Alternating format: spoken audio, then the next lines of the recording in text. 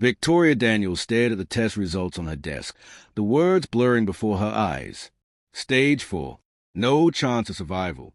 She had built an empire, commanded respect, and amassed wealth most people could only dream of. Yet, in this moment, none of it mattered. The sleek office with its glass walls, the awards on the shelves, and the power that made people tremble at the mention of her name, all useless now. Her hands trembled as she picked up the paper again, as if rereading it would somehow change the diagnosis. It wouldn't. She was dying. A bitter smile touched her lips.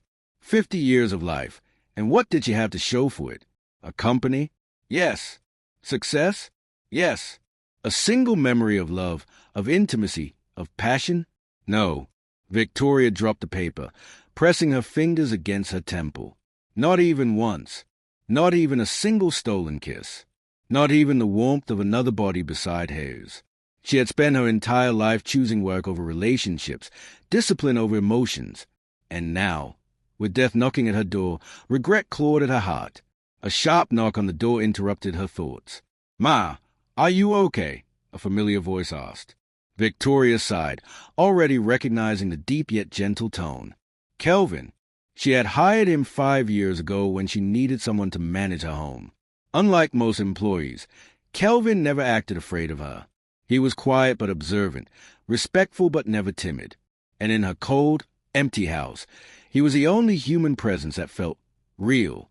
"I'm fine," she said, her voice steady. "Come in." Kelvin stepped in, dressed in his usual neat black shirt and jeans. He was tall, well-built, and had kind eyes that always seemed to be watching her, as if he understood more than he let on. "You didn't touch your food," he said, glancing at the untouched plate on her desk. "That's not like you." Victoria let out a dry chuckle. "People change, Kelvin." He frowned, stepping closer. "Are you sure you're okay?" She stared at him for a long moment. He had been with her for years, seen her in moments of exhaustion, watched her come home late at night, too tired to even take off her shoes. But he had never seen her vulnerable. No one had. Suddenly, an insane thought crept into her mind, one so ridiculous it made her heart pound. Kelvin was a man. A younger man, yes, but still a man. And she was a woman who had never been touched, who was about to die without ever knowing what it felt like. Her breath quickened. Was she really considering this? Asking him, her houseboy, to... "Ma!" His voice jolted her back to reality. She looked away, ashamed of the thoughts in her head. But the truth remained. She had one last wish. And if she didn't act now, she would take it to her grave. "Kelvin," she began carefully, "I need a favor." He nodded. "Of course. Anything." Her throat felt tight. "I need you to give me something before I die." Kelvin stiffened, his brows furrowed in confusion. "Before you die? What do you mean?" Victoria exhaled slowly. "Now or never." "I'm dying, Kelvin," she said, her voice softer than it had ever been. "Cancer. It's terminal." The room went silent. Kelvin's expression shifted from confusion to shock. His mouth opened slightly, as if to say something, but nothing came out. When he finally whispered, "They say I have months left," she admitted. "Maybe less." Kelvin stepped closer, his face unreadable. "Ma, I'm so sorry. Don't say you're sorry," she cut in. "Just listen to me." He nodded, his jaw tight. She took a deep breath. "I've never been with a man before. Never had a relationship, never even..." She paused, unable to say the words. Kelvin's eyes widened. His lips parted in shock. "I don't want to die without knowing what it feels like," she confessed. "And I want you to be the one to give me that experience." A heavy silence fell between them. Kelvin took a step back. "Ma, you can't be serious." "I am," she said, holding his gaze. "I've thought about it, and I know it's crazy. But I trust you, Kelvin. I don't want a stranger. I don't want to go searching for someone who will use me or pity me. I just want to feel something real before it's too late." His hands clenched at his sides.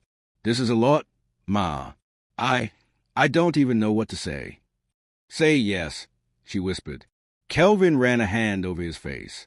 This is not right. You're my boss. You've always been like a mentor to me. How can you ask me this? Her chest ached, but she refused to look away. Because I don't have time to care about what's right anymore. I've followed the rules all my life, and where did it get me? Alone. Dying alone. Do you know what that feels like? Kelvin looked down, his face torn with emotions. She reached for his hand, something she had never done before. Please, Kelvin, I'm not asking for love. I just want to know what it's like to be touched, to feel wanted. Just once. Before I go. Kelvin swallowed hard, his pulse visible at his throat. Please, she whispered again. For the first time since she met him, he looked completely lost. The moment stretched between them, heavy with unspoken emotions. And then, Kelvin took a slow step back. I need to think. Victoria felt her heart sink. Take your time, she said, forcing a smile. Just don't take too long. I don't have much of it left. Kelvin looked at her one last time before walking out of the room, his footsteps echoing in the silence. Victoria closed her eyes, exhaling shakily. Now, all she could do was wait. She met his gaze, and for the first time, she looked vulnerable in a way he had never seen before. Not because of her illness, but because she was allowing herself to feel, to admit that there were things in life she had missed out on. Victoria sat down on the edge of his bed, rubbing her temples. I don't know why I thought this would be easy. Kelvin sighed and sat beside her, leaving a careful space between them. Because you've always faced challenges head-on. You built your life that way. But this isn't business, Victoria. It's different. She turned to look at him. I don't want to die with regrets. Kelvin hesitated before asking, Is this your biggest regret? She exhaled. It's not just about sex, Kelvin. It's about everything I denied myself. Love, companionship, even simple affection. I spent so much time being strong that I forgot what it meant to be soft, to be a woman. Her words struck something deep inside him. He had always seen her as untouchable, someone who needed nothing and no one. But now, he saw the truth. You don't need to rush this, he said gently. Maybe what you really need isn't just an experience. Maybe you need to feel connected to someone first. Victoria let out a tired laugh. That sounds nice, but I don't have time for connections. Kelvin, I barely have time at all. Kelvin clenched his jaw. He hated how unfair this was. How life had given her everything except the one thing that mattered, a chance to love and be loved in return. For a long moment, neither of them spoke. Then, Kelvin reached out, his fingers brushing against her hand. It was a small touch, but Victoria sucked in a breath like he had done something far more intimate. She looked down at their hands, her voice barely above a whisper. Is this what it feels like? Kelvin frowned. What? Being wanted. Being touched, even in the smallest way. Does it always feel this intense? Kelvin swallowed. He knew this wasn't just about physical intimacy. This was a woman experiencing something she had starved herself of for 50 years. It depends on the person, he admitted. But when there's trust, yes, it can feel this intense. Victoria turned her hand over, letting her fingers lace through his. Her hands were soft, but slightly cold, as if she wasn't used to warmth. Kelvin's heart pounded. What was he doing? This wasn't supposed to be complicated. She had asked for one thing, a simple act of intimacy. But now, just sitting here, holding her hand, felt heavier than anything he had ever done. Victoria's lips trembled as she whispered, I'm scared, Kelvin. Kelvin tightened his grip on her hand. Of dying. She shook her head. No, of feeling too much before I go. His breath caught in his throat. He hadn't thought about that, about how overwhelming this must be for her. If he touched her, if he made her feel things she had never felt before, would it make it harder for her to say goodbye? Would it make it harder for him? Kelvin pulled away slightly, his mind racing. Victoria, maybe what you need right now isn't sex. Maybe you just need someone to be here with you, to make you feel less alone. Her eyes shimmered with unshed tears. I don't know how to do that either. Kelvin gave her a small smile. Then let's start with this. He reached out again, this time not just brushing her hand, but wrapping his arms around her in a firm, steady embrace. Victoria stiffened, her body tense against his. But after a moment, she slowly melted into the warmth, resting her head against his shoulder. Kelvin felt her exhale, long and shaky, as if she had been holding her breath for years. And in that moment, he realized something. Maybe Victoria didn't just want a man to touch her body. Maybe she just needed someone to hold her hand and remind her that she wasn't leaving this world completely alone. And maybe, just maybe, Kelvin was that person. Kelvin lay awake that night with the image of Victoria's trembling face etched in his mind. The gentle squeeze of her hand, the sound of a quiet confession, and the deep sadness in her eyes all echoed in his heart. He couldn't shake the thought that this was about far more than just physical intimacy. It was about connection, about filling the void that time had carved into her soul. In the dim light of his small room, Kelvin replayed every word from their conversation. How did someone so powerful and composed, the woman who had commanded boardrooms and dealt with high-stakes decisions, now reveal her deepest vulnerability? And why had fate chosen him, the quiet, unassuming houseboy, to be the keeper of a final wish? The next day, the office felt colder and heavier. Kelvin moved through his tasks with distracted air, his thoughts clouded by last night's encounter. Every so often, he caught himself glancing toward Victoria's private office, where she sat alone, reviewing documents with a distant look in her eyes. He wondered what secrets lay hidden behind that stern exterior. Later in the afternoon, Kelvin was finishing up his duties when he heard a soft knock on the door of the staff break room. Turning, he saw Victoria standing there, her eyes glistening with unshed tears. The sight startled him. He quickly stepped aside, and she entered, her presence filling the small room with a quiet intensity. "Kelvin," she began hesitantly, "may I sit?" He nodded, motioning to the chair across from him. As she sat, her hands fidgeted with the hem of her robe, and she took a steadying breath before speaking. "I want to tell you something," Victoria said softly. "Something I've kept hidden for far too long." Kelvin leaned forward, his heart pounding in anticipation of what was coming next. "I'm listening," he said. For a long moment, Victoria looked away, as if summoning courage from deep within. "I built my entire life on rules, on strength, on logic, on a belief that emotions were a distraction. But when I was young, I dreamed of a different life. I dreamed of laughter, of shared secrets, of feeling loved. I buried those dreams under a mountain of responsibility, thinking they were weaknesses. But now, I'm not so sure." Kelvin's eyes softened. "We all have dreams that change over time, Victoria." Her laugh was hollow. "Yes, but mine turned into regrets. I spent my whole life chasing success, ignoring the soft parts of my heart. And now, as I face the end, I see that I missed so many chances to live fully." The words hung in the air between them.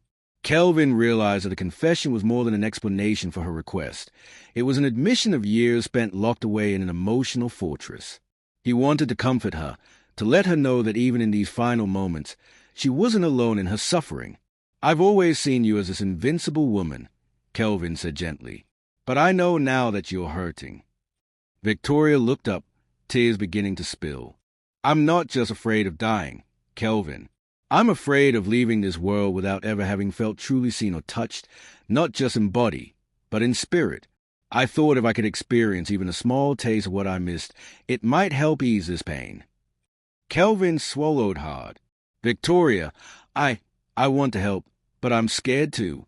I'm scared of crossing a line that I don't know I can come back from. You're so important to me, and I don't want to hurt you by doing something I'm not ready for." She reached out, her hand trembling as it found his. "You won't hurt me, Kelvin. I trust you. I know the risks. I just need you to understand that this isn't just about sex. It's about feeling alive again, even if just for a moment. It's about being seen for who I really am, beyond the titles and the power." Kelvin closed his eyes, the weight of her words pressing down on him. He thought of the countless nights he had silently admired her strength, never realizing how much he carried inside. Now, with every raw emotion laid bare before him, he felt the boundaries of their roles blur. Here was a woman who had guarded her heart for so long, now pleading for the simple human connection she had been denied. "I want to try, Victoria," Kelvin said finally, his voice trembling with both fear and determination. But we need to be honest with ourselves about what this means. I don't want to give you false hope, and I don't want you to feel more lost if things don't work out the way you expect. She nodded slowly, understanding the gravity of the situation. I know. I don't expect miracles. I need to feel. And if you're willing to be here, to share this with me, then I'm willing to take the risk. A long pause stretched as Kelvin considered his next words. The line between duty and desire had already blurred the night before. Now, with her confession laid out like a fragile secret, he realized that this moment was a turning point for both of them. It wasn't simply about a physical act. It was about redemption, about reclaiming lost parts of themselves. They spent the next hour talking quietly. Victoria shared fragments of her past, the moments when she had almost allowed herself to be vulnerable, the times when a simple smile or kind word had momentarily eased her loneliness. Kelvin listened, his heart aching for the woman who had never been given a chance to truly love or be loved. In turn, he admitted his own struggles, the constant pressure to remain neutral, the unspoken dreams he had buried in silence. As the conversation unfolded, the boundaries of their everyday roles faded. They were no longer just boss and employee. In that small, intimate space, they were two souls reaching out to each other in a desperate bid to hold on to something real before it was too late. The room grew dark as evening settled in. Outside, the world continued its indifferent hum, oblivious to the fragile connection being forged inside. Kelvin finally broke the silence. Victoria, I can't promise that this will change everything. I'm not sure where it will lead, but I promise I'll be honest with you every step of the way. She smiled, a bittersweet, fragile curve of her lips. That's all I ask for, Kelvin. Just honesty and kindness. For the first time in a long while, Kelvin felt hope flicker in the darkness. There was no guarantee that this experiment of the heart would cure the loneliness or the fear of death, but it was a start, a step toward acknowledging that even in the face of inevitable loss, human connection could still offer a moment of warmth and meaning. They sat together in silence, hands intertwined, as if silently promising to navigate the unknown together. Kelvin knew that the path ahead would be fraught with complications, society's judgment, their own doubts, and the ticking clock of Victoria's illness. Yet, in that moment, the barriers between them were broken. The honest confessions, the shared vulnerabilities, and the quiet understanding were more potent than any rule or duty. As the clock ticked steadily towards midnight, Victoria whispered, "Thank you, Kelvin, for being brave enough to hear me out." Kelvin squeezed her hand gently. "Thank you for trusting me, Victoria. We'll figure this out one step at a time." In the quiet of that room, amid the shadows and soft whispers of vulnerability, a spark of hope was kindled. It was a fragile light in a dark world, a reminder that even in the face of impending loss, the human heart could find a reason to reach out, to love, and to heal. The night was unusually quiet. No sound of cars honking in the distance, no chirping of crickets. Just a thick, almost suffocating silence that hung in the air like an unspoken secret. Kelvin sat on the edge of his bed, his heart thudding against his ribs. Victoria was in her room, just a few steps away, probably waiting for him. He had agreed. He had told her he would do this, not just for her, but because a part of him had come to care for her in ways he never imagined.